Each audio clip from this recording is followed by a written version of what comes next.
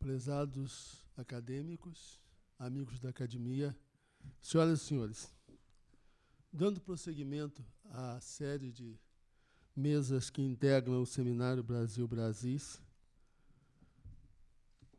um projeto idealizado na presidência de Marcos Vilaça,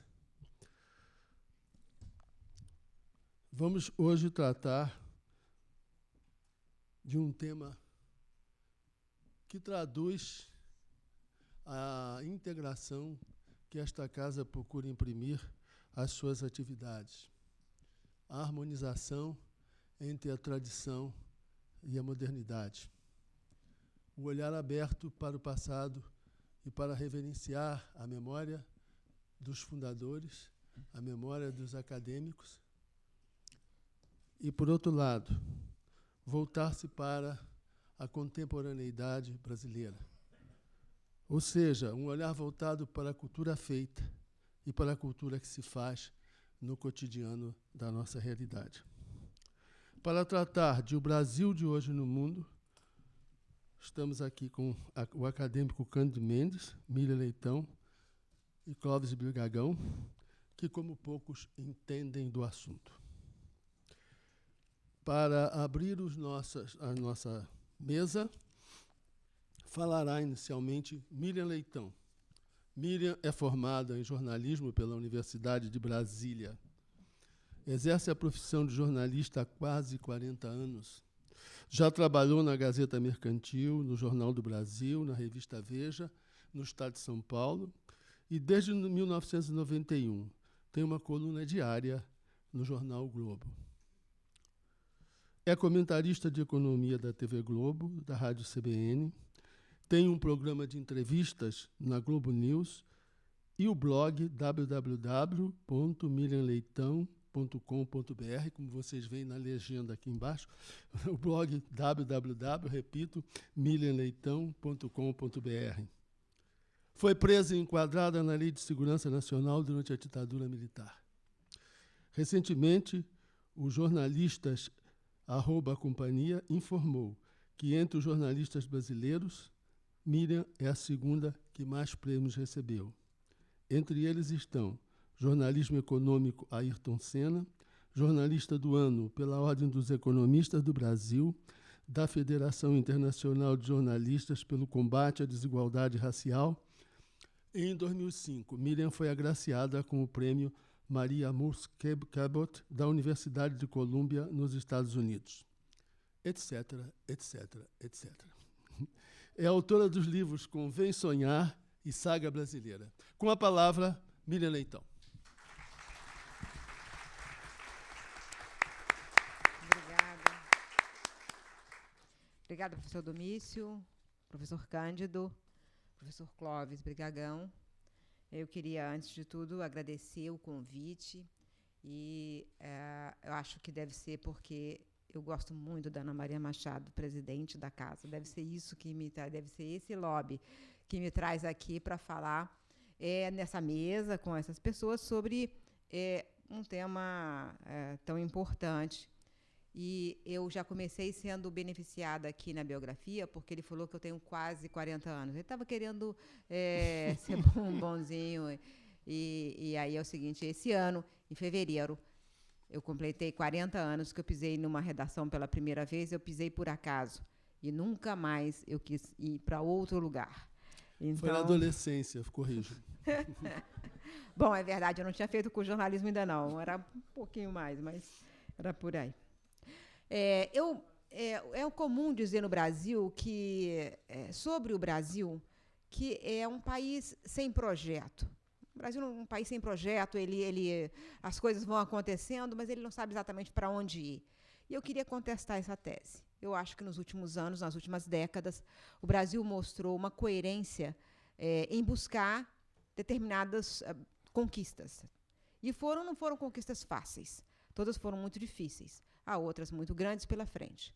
Mas, quando a gente olha para trás, a gente vê que, como conseguiu grandes feitos, a gente pode se envolver em novas grandes lutas. Acho que, se a gente tentar imaginar 3 conquistas recentes, pode mapear o caminho com democratização, estabilização e inclusão. Isso foi feito pela sociedade brasileira, foram escolhas da sociedade brasileira. Né? A luta pela democracia foi longa, muita gente se envolveu diretamente, muita gente se envolveu indiretamente, mas foi todo mundo na praça, ou todo mundo dizendo das mais variadas formas que aquele não era um caminho escolhido, que fez com que os militares saíssem do Palácio Planalto. Eu não participo daquele grupo que considera que foi uma doação, foi uma concessão de generais mais inteligentes que os outros, déspotas esclarecidos, que então fizeram o projeto da abertura. Eu acho que foi empurrado por medidas, às vezes até extremas, tomadas pelos que se opunham ao regime. É que foi ficando cada vez mais claro que a maioria não queria o regime. Depois foi a luta pela estabilização. A luta pela estabilização não foi um plano, foi uma longa luta. Né? Sobre isso é que eu escrevi o livro Saga Brasileira, e eu tive que mergulhar sobre isso. Mas antes, queria voltar um pouquinho para falar recentemente eu fiz uma reportagem sobre o Rubens Paiva, que desaparecido político. Né? E, ao fazer esse mergulho e escavar essa velha dor brasileira, eu me dei conta que 68% dos brasileiros tinham nascido depois que Rubens Paiva foi morto. Então, ou seja, é um país de jovens. Nós somos minoria, Ana. E temos o que dizer, temos que falar para as novas gerações sobre coisas que a gente viu e viveu.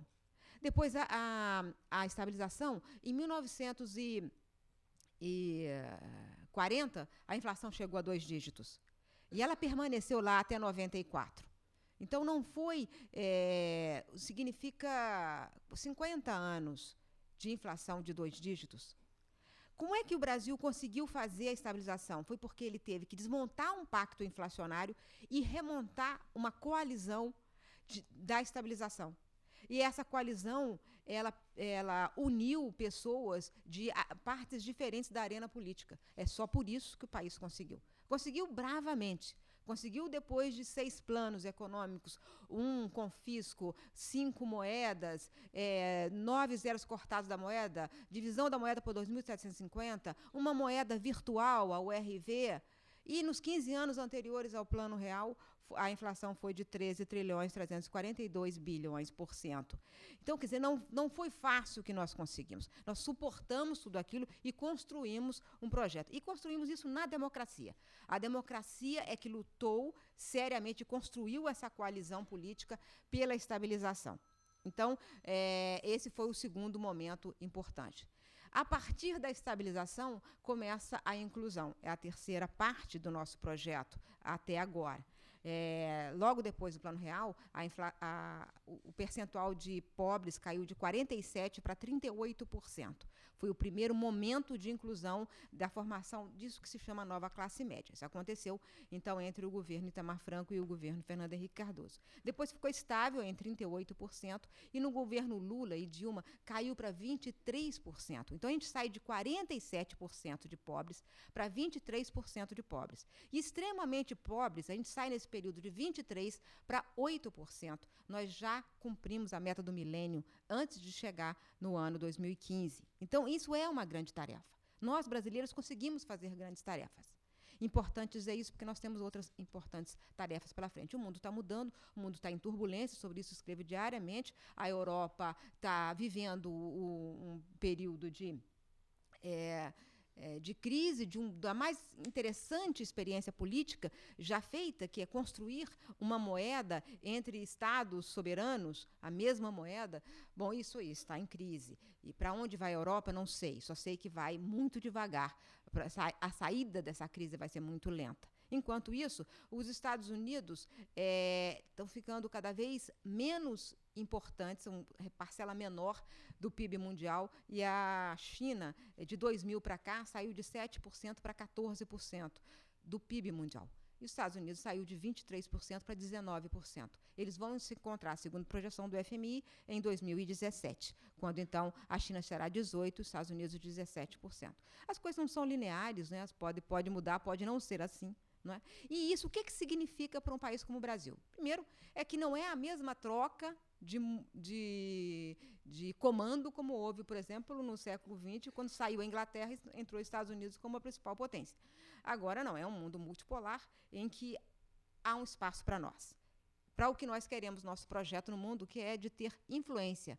Nós não queremos ter comando sobre os outros, se eu entendi até agora o nosso projeto. A gente quer ter influência, a gente quer ser ouvido, quer ser uma voz para ser ouvida. Aí começa um dos problemas que a gente tem que fazer. Nós temos que fazer uma revisão da política externa para tentar voltar aos fundamentos. A política externa tem que deixar de ser de partido, de governo, para voltar a ser de Estado. E aí construir os nossos grandes objetivos no mundo, para que ele não fique ao sabor de escolhas ideológicas. Porque sempre foi assim ao longo da nossa vida. Não é por acaso que o nosso primeiro ministro das Relações Exteriores da República foi um barão. É porque nós temos construído pontes entre mudanças para ter uma política externa na direção dos nossos interesses.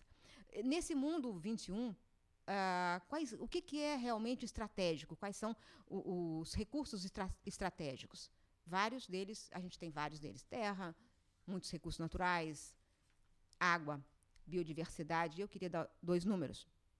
O primeiro número, da Aquistat, que é uma consultoria internacional que monitora a oferta de água.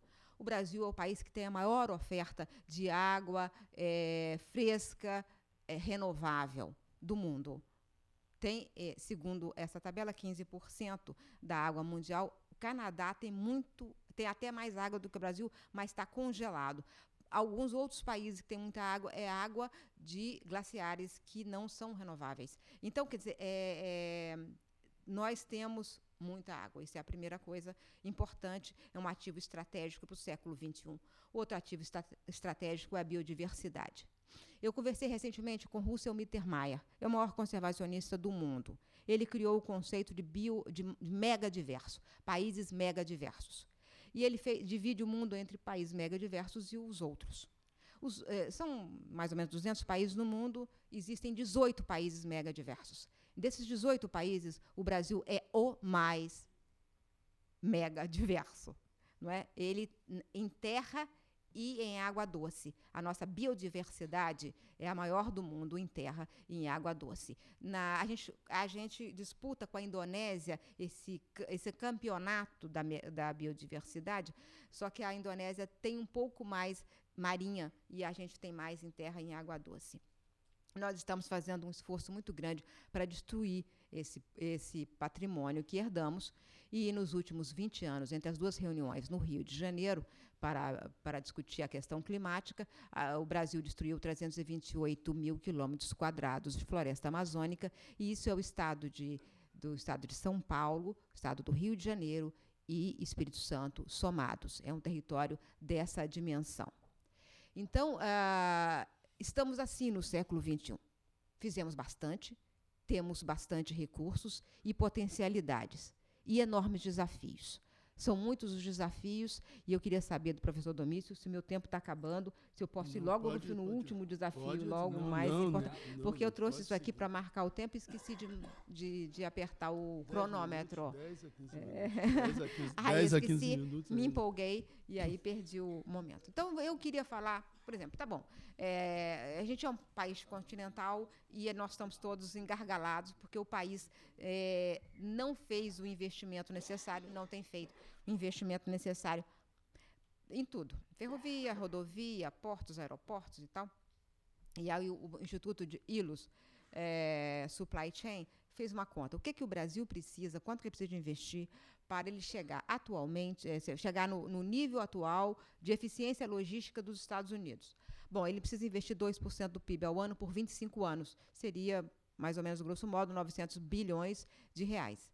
É muito dinheiro, só que não é impossível, porque o Brasil já investiu alguma coisa como 1,8% em outros períodos da história. Então, hoje, ele tem um problema grave de falta de investimento, mas se ele for investir para realmente construir uma logística que aumente a competitividade dos produtos brasileiros no exterior, ele precisará disso aí. eu acho que de todos os grandes desafios que o Brasil tem pela frente, eu queria ficar só com 2, porque senão eu não termino hoje. Eu sei que a gente tem muito o que enfrentar. Aperfeiçoamento da democracia eu apontaria como um dos 2 mais importantes, né? E o aperfeiçoamento da democracia se dá como? Dessa maneira como nós estamos enfrentando. A gente parece estar andando em zigue-zague, às vezes parece estar piorando. E eu já vi esses momentos. Já vi momentos em que o Brasil andava em zigue-zague, fazia planos e perdia, e lutava novamente. E depois conseguiu estabilizar. Eu já vi isso também na luta pela democracia.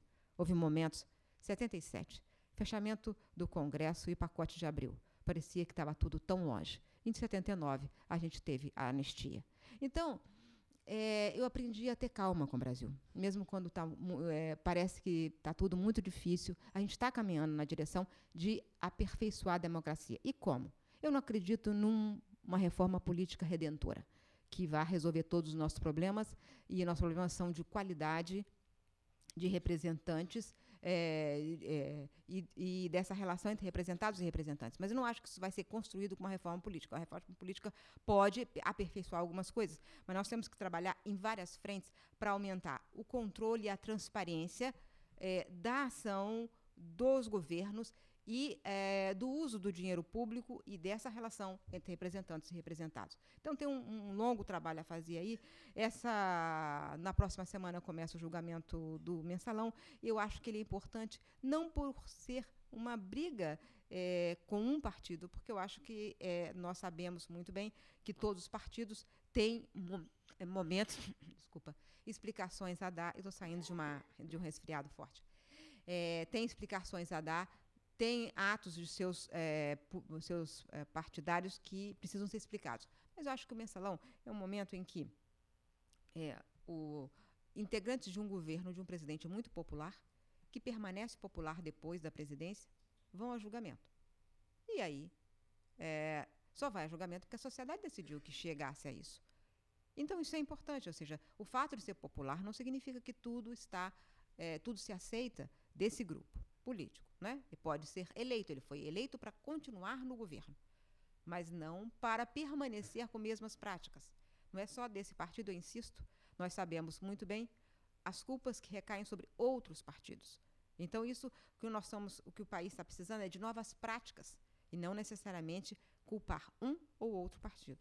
Mas o fato de acontecer isso é importante. O fato de ter tido uma lei de acesso à informação que está dando à sociedade e aos jornalistas mais acesso na busca da informação de tudo, inclusive busca de informação até sobre o governo militar, tudo isso nos ajuda a aperfeiçoar e dar solidez à democracia brasileira. Importante por isso, porque é uma população de pessoas muito jovens.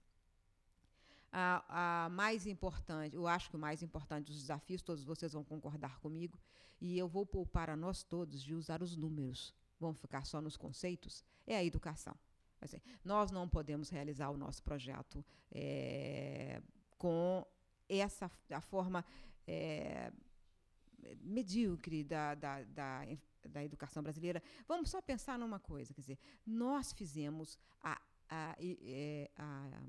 universalização do ensino do primeiro grau na segunda metade da última década do século XX. A gente está muito atrasado. Nós estamos muito atrasados. O que é mais importante que tenhamos água, é importante que tenhamos terra, é importante que tenhamos biodiversidade. Mas o que realmente é fundamental no século XXI são as mentes humanas. E nós não podemos desperdiçar nenhuma delas. Um país como a Índia pode fazer isso. A Índia tem 1,4 bilhão. Ela pode deixar 300 milhões de mulheres no analfabetismo, como hoje tem. Tem 300 mulheres indianas analfabetas. Ela desperdiça seres humanos. É que nós não podemos. A população brasileira nem vai crescer muito. A fecundidade da mulher brasileira já está no nível da reposição. Então, vai crescer um pouco mais, até 220 milhões de brasileiros, mas em seguida a gente estabiliza, né?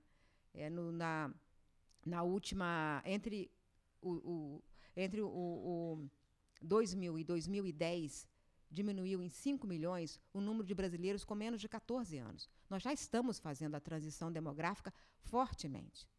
Então, por isso, nós não podemos perder um único brasileiro. Nenhum brasileiro pode ser perdido no esforço da educação. E olha que coisa interessante. Se a gente investir bastante em educação e não perder nenhum cérebro de nenhum brasileiro, nós estaremos fazendo tudo para confirmar o nosso projeto. Será mais inclusão, mais democracia, mais dinamismo econômico. Obrigada.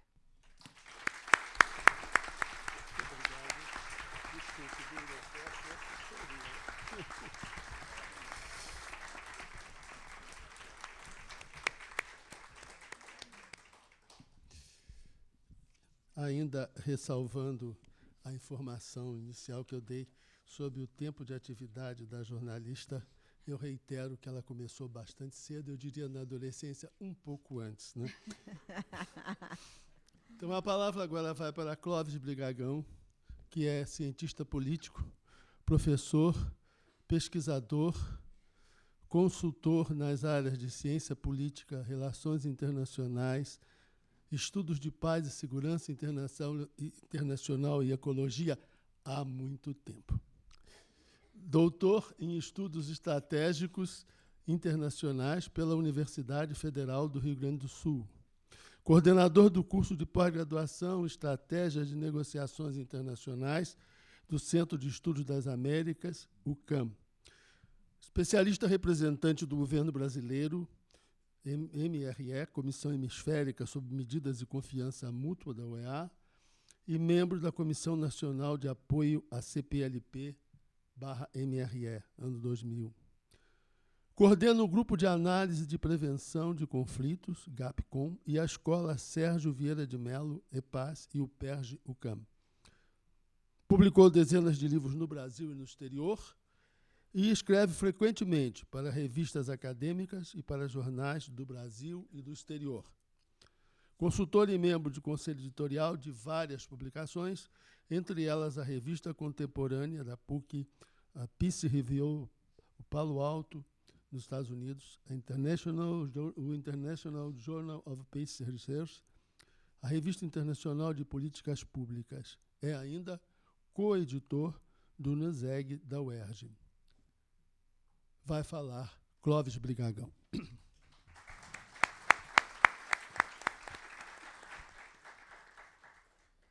É um prazer muito grande estar aqui. Agradeço pelo convite. Queria agradecer especialmente a presidente da casa, Ana Maria Machado, minha amiga, e o coordenador acadêmico e professor Domício Proença Filho, Obrigado. Que é o pai do meu amigo Domício Proença Júnior. E agradecer muito a presença aqui da Miriam Leitão, do Jornal O Globo, e ao querido reitor e professor Cândido Mendes. Eu, como cientista político, deveria falar de ciência política, mas eu vou falar de mitologia.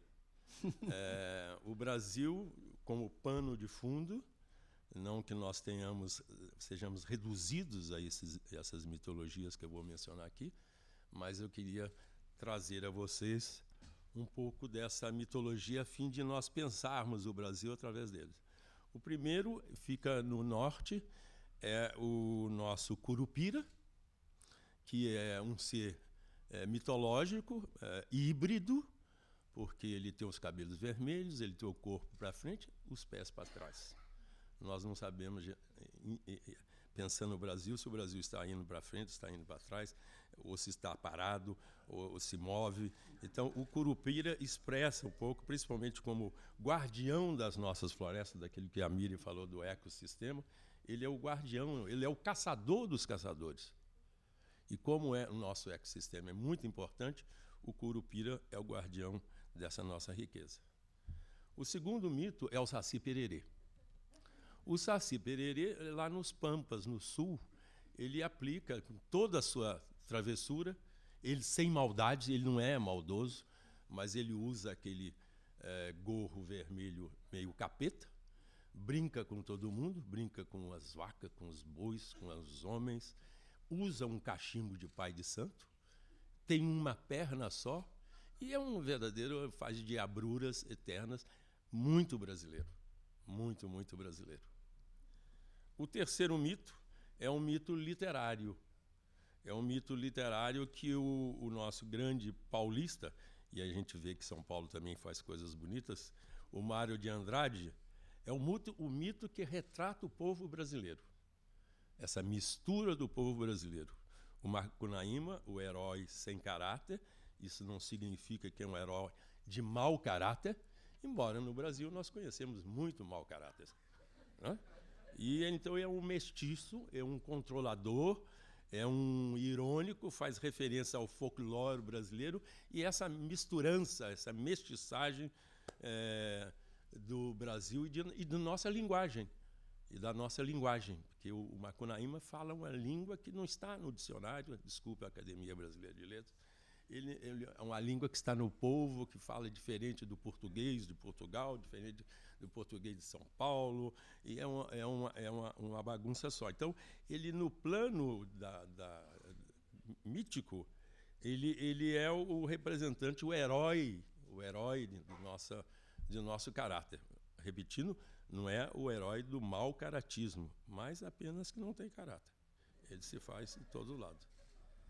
Também no reino das fábulas, transpondo um pouco o campo da mitologia para as fábulas, o Brasil já foi chamado de Belíndia. Era a Bélgica dentro da Índia, ou a Índia com a Bélgica. Já foi chamado de também Lizarbe, pelo Edmar Baixa, que é o Brasil ao contrário. Quando finalizou-se o ciclo da inflação, o Edmar Baixa nomeou o Brasil de Lizarbe. Depois também, nada mais brasileiro do que essa brincadeira com o nome do Brasil, nós também já fomos chamados de país carona, de país baleia. Quando estamos quietos, não mexemos com ninguém, geralmente somos dóceis, somos um país alegre, de um povo alegre, e quando nós mexemos, principalmente os vizinhos se incomodam. Porque a baleia no mar, quando ela mexe, ela traz incômodo. Também já fomos chamados de país emergente, mas parece que nós acabamos já nos emergindo. Então, essa emergência parece que já está fundamentada. E agora somos os novos países, os países ricos, o B dos BRICS. O Brasil, a China, a Rússia, a Índia e agora a África do Sul. Então, continuamos, graças a Deus, a desafiar as leis e as regras internacionais. Não há uma definição nem dos estrangeiros que, quando vinham ao Brasil, ficavam maravilhados, a terra prometida, o paraíso, isso aqui é uma coisa, né? Tem aquela piada que Deus criou o Brasil diferente dos outros, era um verdadeiro jardim. E, então, essa noção do Brasil ainda é indecifrável para os estrangeiros e também para nós. Do ponto de vista mais formal, voltando à nossa história, desde a independência aos dias de hoje, nós temos uma caracterização permanente da nossa diplomacia. A nossa diplomacia tem princípios fundadores desde a independência, desde o José Bonifácio, passando por Barão do Rio Branco, a todos os demais ministros e presidentes da República, nós sempre tivemos os mesmos princípios.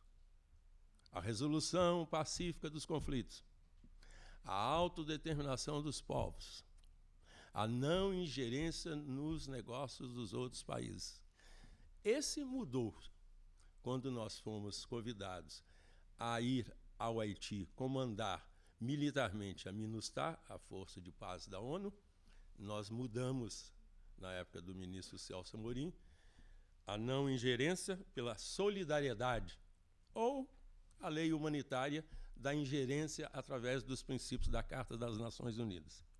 Mas continuamos a exercer essa função dos princípios básicos. Claro que cada governo tem uma particularidade. O Getúlio teve a diplomacia do balanço, a hora chegava um ponto perto do eixo, ora vinha pelos aliados, acabou ficando perto dos aliados.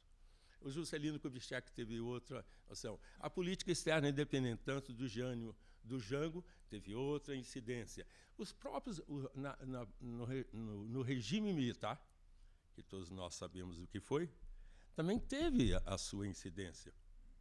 No período do Costa e Silva, o Brasil não votou o Tratado de Não Proliferação das Armas Atômicas. Foi contra. E durante quase 30 anos permaneceu crítico como um tratado desigual. Aqueles que têm bomba atômica continuam tendo bomba atômica e até podem desenvolver mais. Aqueles que não têm, não podem tê-la. O Brasil era contra esse princípio, que feria a isonomia dos Estados. Então, nós temos uma certa permanência dos princípios diplomáticos brasileiros, que é o que faz da nossa diplomacia uma diplomacia muito pragmática, uma diplomacia muito respeitada e uma diplomacia muito profissional. Você pode discordar do Itamaraty, achar que o Itamaraty, enfim, é cheio de floreios, é cheio de taça de champanhe, é cheio de punhos de renda, coisas assim, mas eles têm resultados. E o Brasil hoje, certo, é o novo poder que está aí disputando o seu lugar no mundo, sem, como disse a Miriam, sem querer dominar. A nossa diplomacia é uma diplomacia soft power, é uma diplomacia doce, não quer resolver as coisas pela força, mas sim pelo diálogo, pela negociação, pela prevenção de conflitos, pela resolução de conflitos através da negociação. Então, essa história da nossa diplomacia é um ponto muito importante para sabermos que posição nós temos diante do mundo, né? E essa maior inserção trouxe também para dentro do Brasil uma maior diversificação dos atores brasileiros na área internacional. Antes, quem mandava, quem executava, quem comandava, era o Itamaraty exclusivamente. Constitucionalmente e pelo legado histórico, continua sendo. Mas abriu-se o leque. Hoje nós temos no Ministério da Agricultura um departamento de relações internacionais, acho que tão grande quanto o Itamaraty. Nós temos no Ministério de Indústria, Comércio e Exterior um departamento tão grande, tão importante quanto o Itamaraty. Nós temos o Embrapa, que faz política externa na área da Embrapa. Nós temos na área de ciência e tecnologia também política externa. Nós temos nas universidades fazendo política externa. Então, houve uma diversificação, além do fato de que estados, municípios que fazem parte da nossa tradição federalista, nós somos uma federação trinária, a União, os estados, 27 e 5.500 municípios, que também esses estados e esses municípios, principalmente municípios governados pelos partidos considerados de centro-esquerda, o PSDB, o PT, o PDT, etc., todos eles têm algum tipo de organismo de assessoria internacional, que não é só comércio exterior, assessoria internacional para várias coisas. Então, isso fez com que o Brasil também se jogasse mais além das nossas fronteiras. Fizemos um dever de casa que ultrapassa hoje as nossas fronteiras. No início começamos a engatinhar por esse caminho fora das fronteiras do Brasil, que são gigantescas, e hoje estamos perto de alcançar esse patamar de ser considerado um ator relevante nas relações internacionais. Claro que, do ponto de vista dessa volta ao patamar mítico do Brasil, ainda nos falta uma identidade própria. Falta-nos um perfil identitário. Se você vai no Japão, a elite japonesa olha para o seu povo e diz: todos são japoneses. Aqui no Brasil, a elite não sabe quais são os brasileiros exatamente. Se são brancos, pardos, negros, mestiços, fico em dúvida se são brasileiros mesmo, o que são. Então, ainda falta um pouco a completar esse perfil identitário que é necessário e que vale a pena ser investido. Acho que esse é o grande, talvez, desafio do Brasil, mais do que a própria economia, mais do que os problemas institucionais, mais do que outra coisa qualquer, é esse perfil identitário ainda não terminado, não acabado, não é? Que faz com que a gente não saiba exatamente quem somos nós. E, portanto, o mundo espera o Brasil, mas que Brasil é esse que ele espera? É o Brasil hoje das multinacionais. Hoje nós temos mais de 100 multinacionais brasileiras, cujo valor de capital investido lá fora é maior do que investido aqui dentro.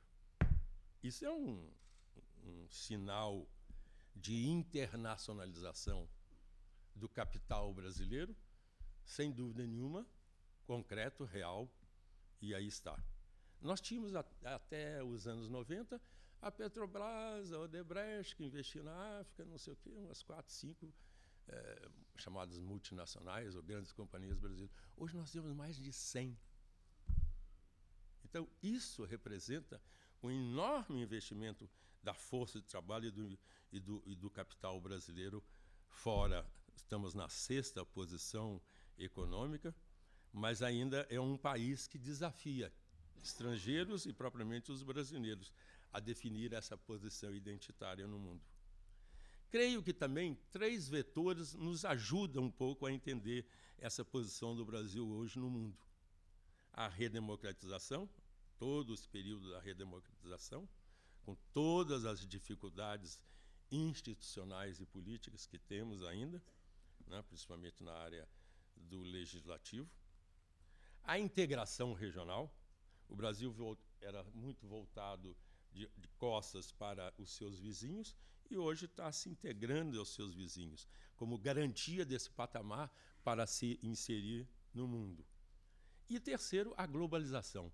No início, esse fenômeno que todo mundo passou a chamar globalização parecia ser contra o Brasil. Não só o pessoal da esquerda, mas todo mundo dizia assim, isso aqui vem nos enrolar, o Brasil já é complicado, vai complicar mais ainda, vamos tomar terra, capital, tecnologia, o Brasil não vai ter mais nada. Mas não, até mesmo setores da esquerda e até mesmo setor do Partido dos Trabalhadores encararam essa dupla via da inserção do Brasil e do mundo inserido no Brasil. Essa dupla inserção que o Brasil fez com a globalização, que está beneficiando o nosso país, visto essa internacionalização do capital. E temos sorte. Eu acho que isso também é muito importante para nós, o brasileiro, ter sorte e investir nessa sorte, investir nessa nossa estrela, que vale a pena investir em ações internacionais de cultura, além da cultura tradicional, do futebol, do carnaval, dessas coisas todas que nós sabemos que agradam ao mundo, mas da arte, do cinema, da arte plástica, do artesanato riquíssimo que o Brasil hoje tem. Antigamente, há 20 anos atrás, sabíamos que no Vale do Jequitinhonha, em Minas Gerais, tinham as mulheres que faziam as bonecas, muito bonito. Hoje, todos os estados, no Mato Grosso, do Sul, do Piauí, do Maranhão, têm uma riquíssima obra artesanal que também vai fazer parte desse acervo que nós podemos muito bem, em termos de uma economia criativa, lançar ao resto do mundo e agradar ao resto do mundo.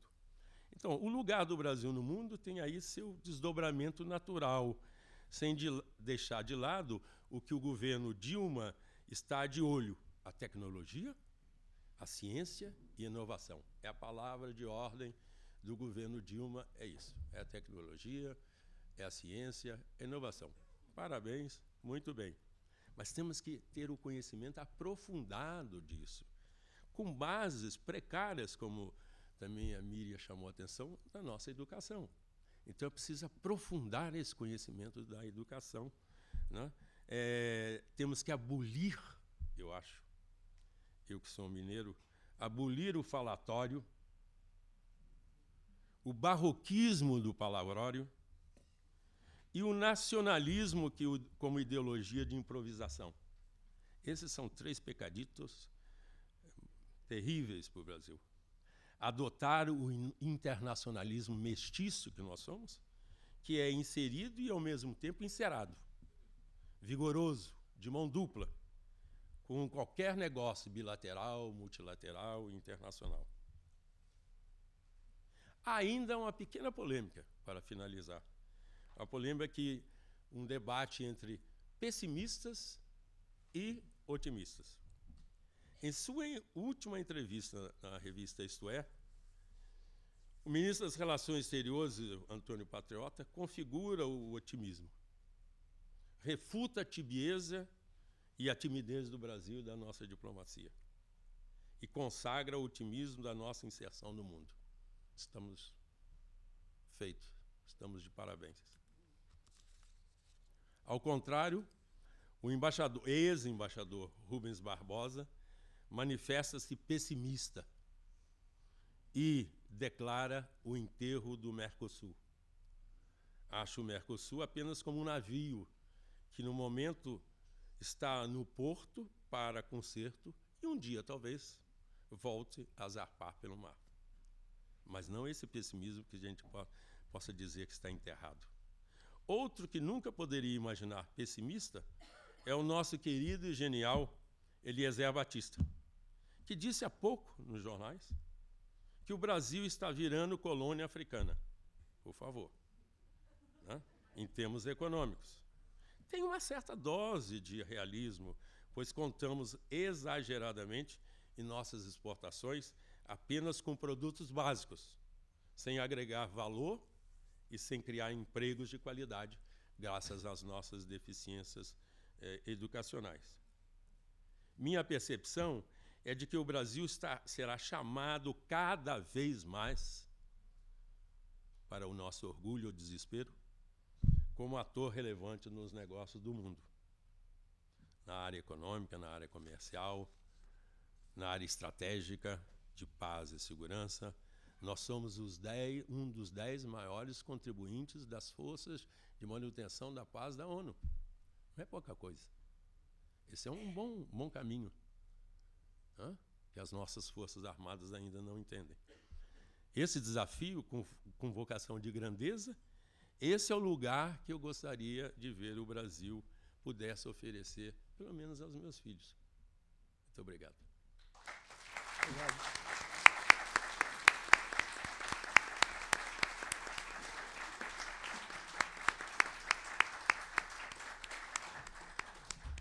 Muito obrigado, Clóvis Brigagão, companheiro, amigo do meu filho. Obrigado pela referência. E a palavra agora vai para alguém que, nosso confrade, nosso conhecido, conferencista permanente desta casa, e que, por isso, dispensaria uma apresentação de titulações. Mas é sempre bom, dá sempre prazer lembrar quem é Cândido Mendes, dizer as coisas que Cândido Mendes tem feito ao longo de sua vida e continua fazendo e vai continuar a fazer. Sabemos todos que Cândido Mendes de Almeida é bacharel em Direito e Filosofia pela PUC do Rio de Janeiro, doutor em Direito pela Universidade do Brasil, antiga Universidade do Brasil, foi chefe de assessoria técnica do presidente Jânio Quadros e secretário-geral da Comissão de Justiça e Paz. Foi professor da PUC-RJ, da Escola Brasileira de Administração Pública da Fundação Getúlio Vargas, da Faculdade de Direito Cândido Mendes e do Instituto Universitário de Pesquisa do Rio de Janeiro, e o PERJ, do qual é diretor. E desde 1997 é reitor da Universidade Cândido Mendes, como todos nós sabemos. Foi professor visitante em 13 universidades americanas, no mínimo. Pertence ao Instituto Histórico Geográfico Brasileiro, à Academia da Latinidade, ao Instituto do Pluralismo Cultural, à Associação Brasileira das Mantenedoras do Ensino Superior, à Académie des Sciences d'Outre-mer, à Academia Brasileira de Economia. É membro do Conselho de Desenvolvimento Econômico e Social da Secretaria de Relações Institucionais da Presidência da República desde 2008 e embaixador da Aliança das Civilizações da ONU desde 2009. E acrescentaríamos aí dezenas e dezenas de titulações e de atividades assumidas objetiva e cotidianamente, ou diuturnamente. Sua bibliografia é ampla e vasta. Lembro alguns títulos. Perspectiva atual da América Latina. Después del populismo, impugnación social y desarrollo en América Latina. A Inconfidência Brasileira. A Democracia Desperdiçada, Poder e Imaginário Social. A Interpelação Limite. A Presidência Afortunada, depois do real, antes da social-democracia. Notas para a História Pátria. O País da Paciência, Trégua e Alternativa. Lula, a opção mais que o voto. Le défi de la différence, entretien sur la latinité, reliure Ronconi. Bento XVI no Brasil, secularização e relevância da Igreja. Dom Luciano, o irmão do outro. Doutor Alceu, da persona à pessoa. Subcultura e mudança, por que me envergonho do meu país? Livro de 2010. E é sobre esse país que ouviremos Cândido Mendes de Almeida. Este país, hoje e daqui para frente. Muito obrigado, presidente. Acho que a Miriam e o Brigagão já colocaram, situaram, tem horror a palavra colocaram, quer dizer, situaram o problema, vamos dizer assim, do cânone dessa interpretação. A Miriam falou na falta de projeto e o Brigagão veio reclamar a necessidade de uma identidade desse protagonista. O que é esse Brasil que vai hoje ao mundo externo, vai hoje a este protagonismo internacional e dentro dele apenas começa. A minha intervenção vai procurar situar alguns dos elementos componentes desta identidade que marcam o ator Brasil, para depois enfrentar dentro do mundo hoje, internacionalmente, a América Latina e o nosso desligamento flagrante e rápido da América Latina, a posição de dependência e de possível novo imperialismo na África, a questão fundamental hoje da nossa posição arbitral no Oriente Médio, a partir, sobretudo, e falarei sobre isso, das nossas relações com a Síria e necessariamente com o Líbano, a questão dos BRICS, onde é que nos situamos neste novo enquadramento internacional, para, finalmente, esboçar este cenário que está aí. Vamos ou não, a partir dos BRICS, a uma globalização não hegemônica. Ou vamos ao que começa a aparecer, Obama vai perder as eleições. E o que vai ser este mundo o ano que vem, com Mitt Romney na presidência dos Estados Unidos? Em que termos nós estamos preparados para o pior dos fundamentalismos, depois da dinastia Bush, comandando o maior país do mundo. Isso ainda vai acontecer na presidência Dilma. E se perguntará o que é que o Brasil vai dizer ao mundo diante do horror dos Estados Unidos de Mitt Romney. Nós precisaremos ver em que termos e dentro desse quadro como é que esse protagonismo vai se acelerar e com cenários extremamente devastadores para esse futuro imediato brasileiro. Não preciso falar da identidade, não preciso dizer que o Brasil foi o país que viveu mais perfeitamente a estrutura colonial de dominação perfeita até praticamente a República. Essa situação colonial é fácil de se dizer: concentração de renda, ausência de mobilidade, não especificação do trabalho, dependência do balanço de pagamentos e, essencialmente, as nossas elites miméticas. mimética, chegando a este ponto extraordinário da cultura de hoje. A nossa contundente negação da nossa crescente identidade africana. Horroriza-me, hoje, quando vejo as cotas de entrada na universidade, tem lá uma faixinha, cor. Para não colocar cor negra, muita gente não quer bolsa de estudo. Ou seja, esse fenômeno é de 2012. Ou seja, há uma negação crescente no inconsciente coletivo brasileiro da nossa componente africana. Para onde vai isso? Muita gente esquece. Qual é a segunda cidade negra maior do mundo depois de Ibadan? É Salvador da Bahia. E qual é a terceira? Rio de Janeiro. Ou seja, nesse sentido, nós temos populações negras, citadinas, que não só se ignoram, mas se recusam a esta identidade. Como é que isto é dado de agora, desses anos? E, evidentemente, isso nos coloca diante do seguinte problema, que é, com a negação africana, as diferentes mimeses. O império na absoluta fixação europeia. E, logo a seguir, a fixação americana e o horror institucional que nós devemos a Rui Barbosa. Ou seja, a criação imediata, sans conferir, de um modelo federativo para a estrutura política brasileira.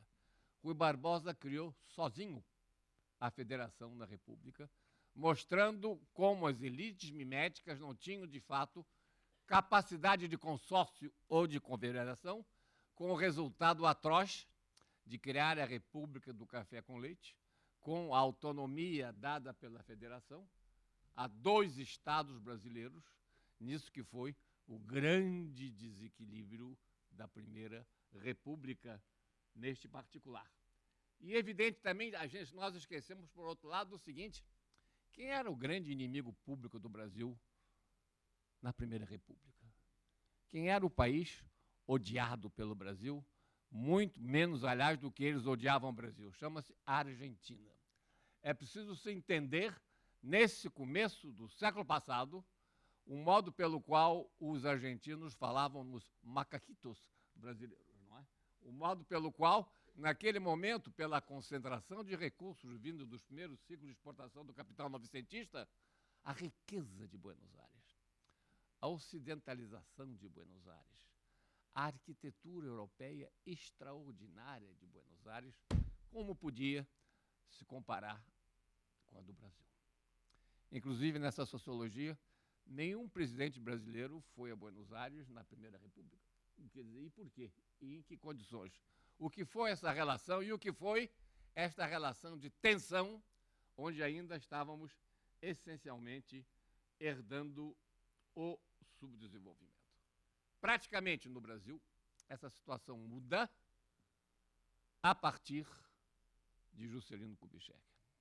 Ou seja, a partir da ideia, vivemos todos o nacionalismo daquela época, mas atenção, o importante para criar o Brasil para si foi entender que a mudança se faria com o desenvolvimento e não com o palavrório nacionalista, no seu sentido maior da palavra. A nação para si começa, e dentro dela esse seu enorme e essencial destaque com que arrancamos para essas últimas 4 décadas, sem esquecer, é preciso que se faça inclusive uma revisão disso, que do ponto de vista do crescimento da mudança, o governo militar ainda avançou sobre o governo Juscelino e, digamos assim, a racionalização tecnocrática do desenvolvimento precisa ser entendida, sobretudo, do que devemos ao governo Geisel dentro dessa conjuntura e, sobretudo, da nacionalização da infraestrutura brasileira e a conservação e a expansão do que tinha começado com Getúlio Vargas dentro de Volta Redonda. O que acontece dentro dessa seleção? Esse constante e crescente, mas muitas vezes ainda desconhecido, desligamento do Brasil da América Latina, convenção da nossa vizinhança, se eu assim pudesse dizer. E aqui quero fixar a posição exterior a partir dessas três questões: a América Latina, a África, o Oriente Médio. Quanto à América Latina, nós verificamos hoje esta gigantesca assimetria do Brasil com o resto do continente. Metade do território da América Latina e uma média de 10 vezes o PIB dos países circunvizinhos nesse sentido. Simetria, não. Assimetria absolutamente descomunal, que poderia nos levar a uma tradição imperialista com algumas dessas fronteiras, voltamos já a isto aqui, ou, sobretudo, digamos assim, a uma política de neodependências dentro desse quadro. Os dois exemplos mais claros, a relação do Brasil com o Paraguai, a relação do Brasil hoje com a Bolívia. Não preciso dizer o quanto, no caso do Paraguai, a dependência desta economia, só para citar um exemplo, de Itaipu, é de tal ordem que o Brasil hoje, desses recursos, utiliza menos de 8%, os outros 94% sendo entregues, de fato, à própria economia paraguaia, para manter ou para segurar o que é a sua principal riqueza. E o Brasil, agora mesmo, teve uma excepcional e corajosa posição na nossa política exterior. Todo louvor à presidenta e ao ministro patriota no entender o golpe de Estado paraguaio. Não adianta se falar no golpe legítimo, porque foi by the book, segundo a lei. Mas que horror! O Paraguai tem essa vergonha de ser um país que, na sua Constituição, não declara, contra todas as outras constituições latino-americanas, que os poderes são independentes entre si. A palavra independente não existe no artigo 225 da Carta Paraguaia. Daí a razão brasileira de dizer: o Paraguai não aceita um Estado de Direito. Portanto, o Paraguai não pode mais participar da comunidade latino-americana enquanto essa situação ficar. E é ela que conseguiu realmente predominar, e o Paraguai não pode continuar com este abantésima, que é uma Constituição que não aceita a independência de poderes dentro da sua Carta Magna. Isto é uma situação aborígene, lamentável, que só o Brasil pôs o dedo para demonstrar e denunciar e, sobretudo, confrontar os Estados Unidos dentro dessa linha.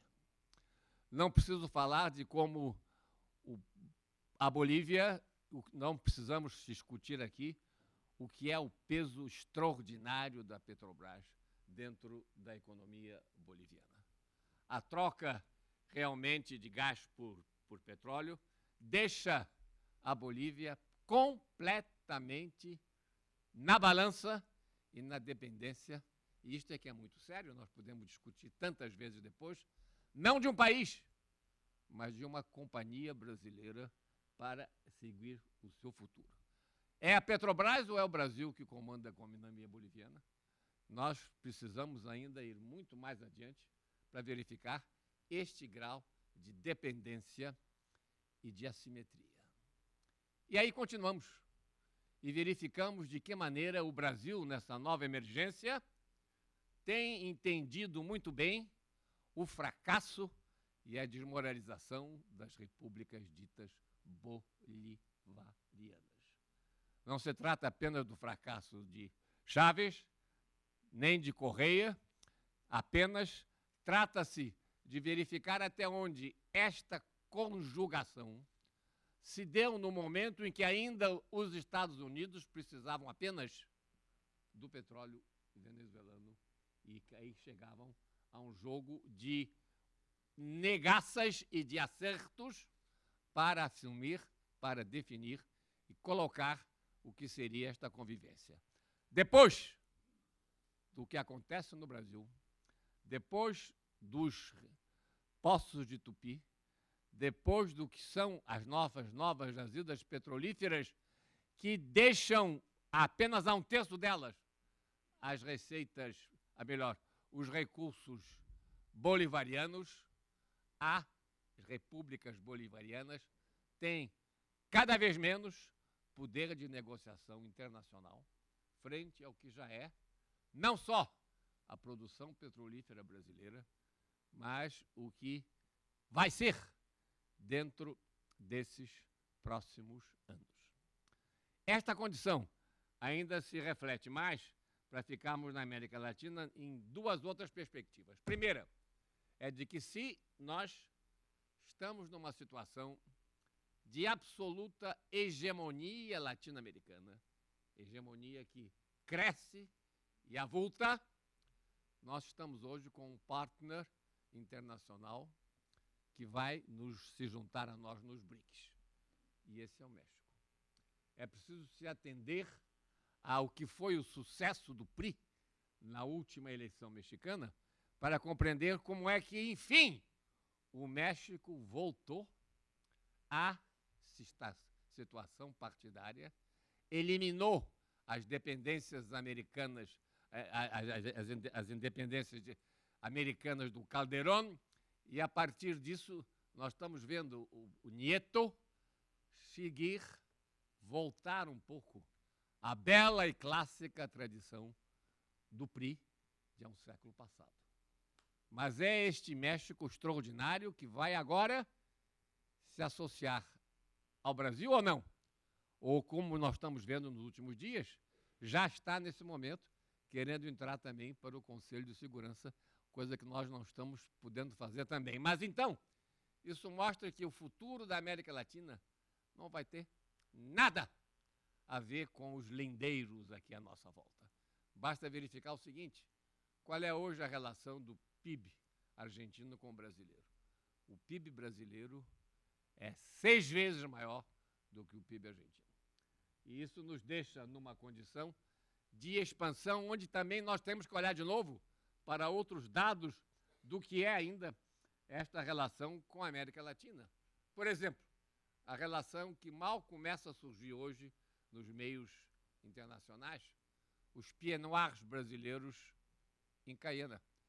Quer dizer, hoje o número de amazonenses e nordestinos que estão tomando conta do sul de Caiana e de uma política muito parecida com os pieds noirs argelinos é uma contradição e não pode ser visto no quadro, no foco normal da América Latina, como também a nossa consagração no Haiti.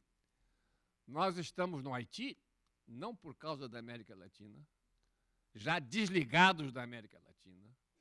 Nós estamos no Haiti essencialmente por pedido das Nações Unidas, pedido do ponto de vista do seu Conselho de Segurança. Já quisemos sair 2 vezes, e é um pedido das Nações Unidas para que o Brasil se mantenha de fato, para evitar, digamos assim, a última destruição, a pulverização social deste país tão ameaçado e tão agravado. Claro que é um destaque muito grande, não se pode pensar na ponderabilidade da América Latina nesse futuro, mesmo do próximo quinquênio dentro disso. Mas nem preciso falar ainda do fato de que a instabilidade aí está. Meu Deus, quem pensaria que as Farc iriam crescer na Colômbia de novo, como nós estamos vendo? E por que isso? Pelo aumento extraordinário hoje dos negócios do tráfego, o gigantesco trabalho do tráfego internacional, que exatamente nesses últimos 2 anos conjugou o tráfico colombiano-peruano com o tráfico mexicano. E aí vem a questão, até onde os Estados Unidos vão ou não intervir dentro desta condição nesses próximos anos. É evidente que os Estados Unidos de Romney vão intervir dentro desse quadro e dentro dele vão necessariamente postular a necessidade desses controles. O governo colombiano anterior fez isso, o novo governo colombiano está tentando demolir isso, mas aí está a ameaça e o crescimento das Farc neste sentido. E é aí que nós temos que pensar, segundo o painel, a política africana.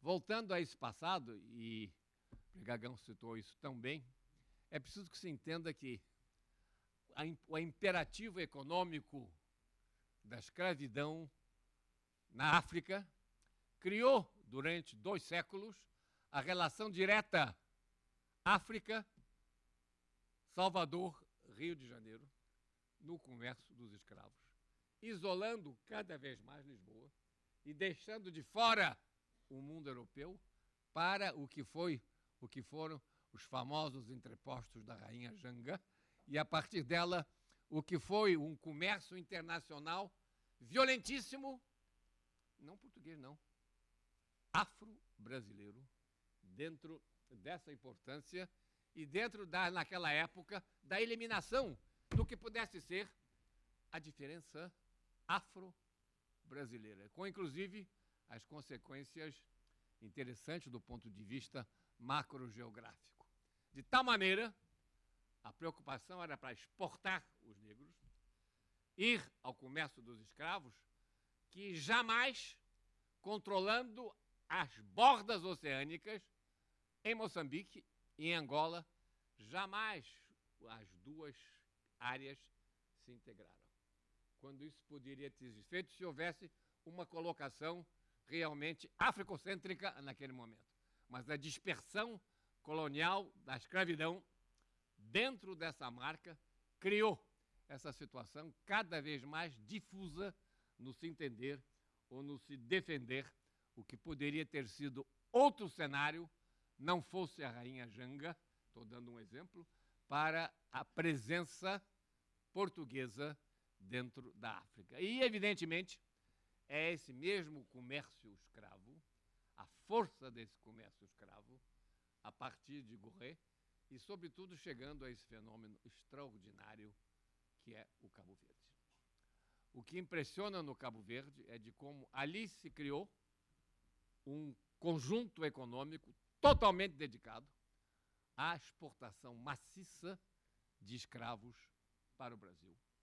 E, a partir dele, essa concentração e esse aparelhamento maior dessa estrutura para esse seu futuro imediato. Esse mesmo Cabo Verde hoje, que traz para a nossa política externa uma outra questão muito interessante.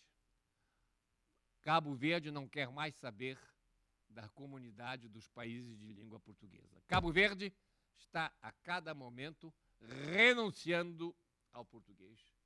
E o Cabo Verde quer falar o creoulo. O creoulo é a língua hoje, pode-se dizer, dominante nas cidades cabo-verdianas, e isto está ligado a esses condicionamentos de passado a que nós estamos nos referindo. E é evidente que eu passo aqui agora para o problema do Oriente Médio. E dentro dele a independência e a força da nova política externa brasileira. Se há algum lugar nesses 10 anos onde há uma nova política externa brasileira, é no Oriente Médio. Digo isso a partir, sobretudo, do problema sírio-libanês. Hoje ainda há mais sírio-libaneses no Brasil do que na Síria, do que no Líbano. É um fenômeno extremamente interessante que essas minorias não voltaram. Essas minorias ficaram no Brasil e criaram aqui um capital de ressonância muito grande no que possa ser, de fato, esta condição de identidade futura. O que explica, por exemplo, a reticência com que o Brasil apoiou a derrocada do governo sírio. Por que só agora nós tivemos, depois de 3 meses dos outros países, não a saída, a presidente tem sido muito clara, no momento é apenas a saída do embaixador para o Líbano, mas o que está em causa é algo que nos esquecemos às vezes. É um pedido dos libaneses e sírios no Brasil de defesa das religiões cristãs diante da fraternidade e da sua subida muçulmana. Essa posição, hoje, que comanda a política externa brasileira, amenizando a situação de Bashar, é uma evidente novidade dentro desse quadro. Novidade aumentada ainda por outro dado extremamente importante. Quando, na queda do governo líbio,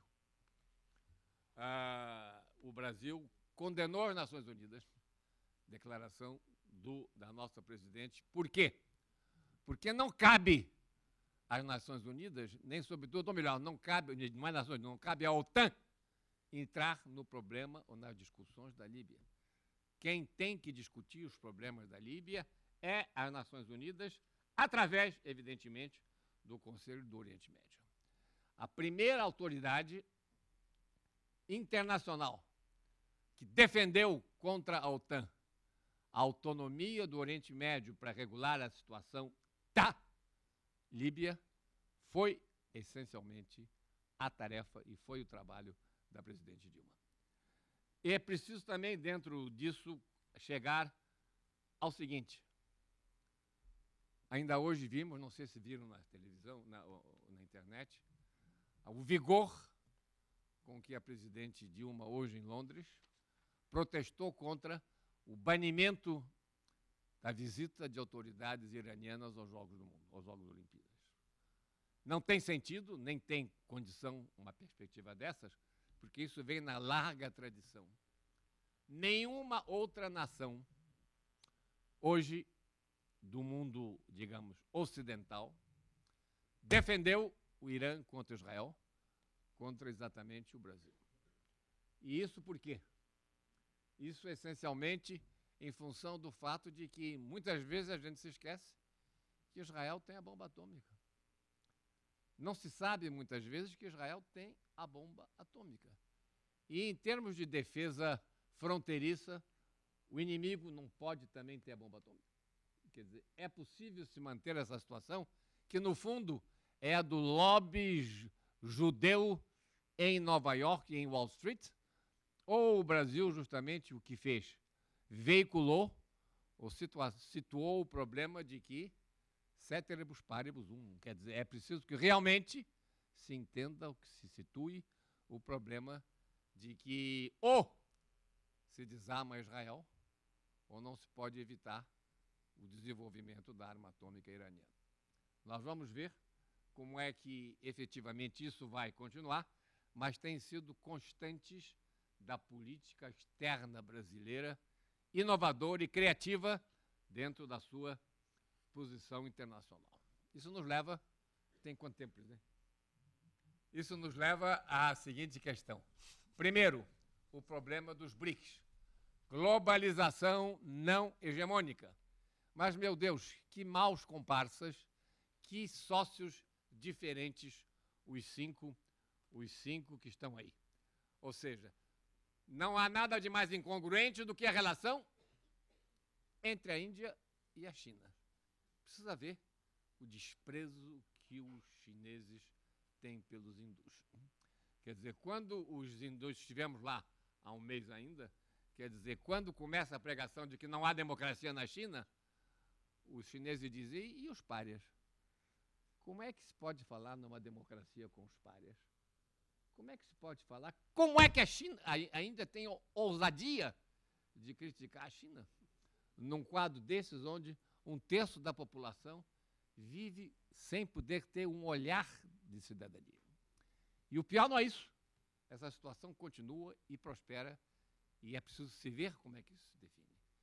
De outro lado, quer dizer, se há hoje a repulsão entre os dois, não tem tempo para discutir as divergentes vocações imperiais da China e da Índia e da póstuma Rússia, mas o que acontece é, nós sabemos como é que dentro desse conjunto há uma associação fascinante nova, que é a Associação China-Brasil. E nós somos contendores já na África. É preciso ver na África, sobretudo em Angola e, sobretudo, também um pouco em Maputo, o que há de investimentos chineses, criando as condições de infraestrutura, desenvolvendo os nexos urbanos, priorizando as tarefas do desenvolvimento de uma maneira absolutamente assustadora. E é evidente que os chineses estão se preparando para todo o mundo. E é evidente que nós vamos ter nas universidades chinesas. E é evidente que os chineses sabem o que vão fazer aqui. Quando eu discuti com a Universidade de Tsinghua, em Pequim, a vinda de estrangeiros para o CAN, ele disse, muito bem, aí os senhores querem que eles estudem o quê? Nós só queremos que vocês nos deem direito comercial e direito fiscal brasileiro. Se nós quiséssemos sociologia, economia, psicologia, nós íamos para Harvard, íamos para Yale. Acha que alguém vai para o Brasil para estudar sociologia? Então, esse homem, esse Pang Wang, que é o vice-reitor de estudos sociais da universidade a que eu me referi, está me mandando 100 chineses.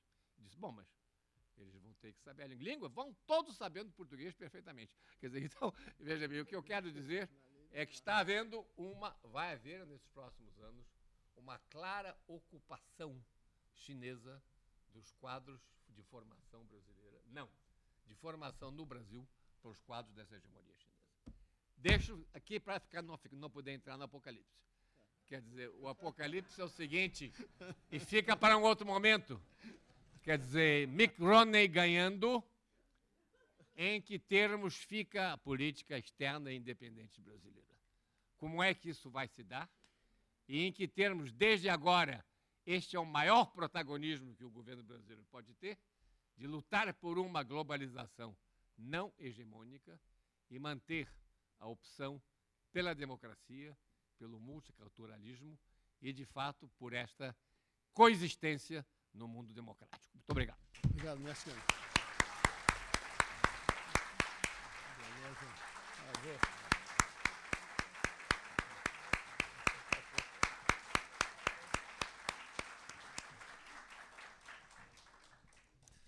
O que aqui disseram Miriam Leitão, Clóvis Brigagão e Cândido Mendes de Almeida, mestre Cândido, na diversidade de suas perspectivas, abre-se seguramente a nossa reflexão. Reflexão sobre a realidade do nosso país e daqui para o futuro, no cenário do mundo de hoje, no cenário do mundo odierno. Uma reflexão que levaremos conosco para além desse momento. O coordenador agradece a obediência aos ditames ditatoriais de Cronos, excepcionalmente hoje num regurgitamento de democracia. A Academia agradece a presença e a luz da palavra com que nos brindaram os nossos ilustres convidados nessa tarde e noite de celebração da inteligência. E tenho o prazer de convidá-los para o próximo Seminário Brasil-Brasis, no dia 30 de agosto, quinta-feira, neste mesmo horário, nesta mesma sala, sobre defesa do consumidor, quando aqui estarão o Dr. José Bonifácio Ferreira Novelino, presidente do PROCON, a doutora Maria Raquel Coelho, professora do FRJ, especializada no assunto, a doutora Maria Inês Dolce, coordenadora institucional da Proteste. Convido também para o dia 31 de julho, terça-feira, neste mesmo local, idem, quando daremos início ao ciclo de conferências Centenário de Morte do Barão do Rio Branco. A coordenação do ciclo estará com o acadêmico Alberto da Costa Silva. A mesa será coordenada pela acadêmica Ana Maria Machado.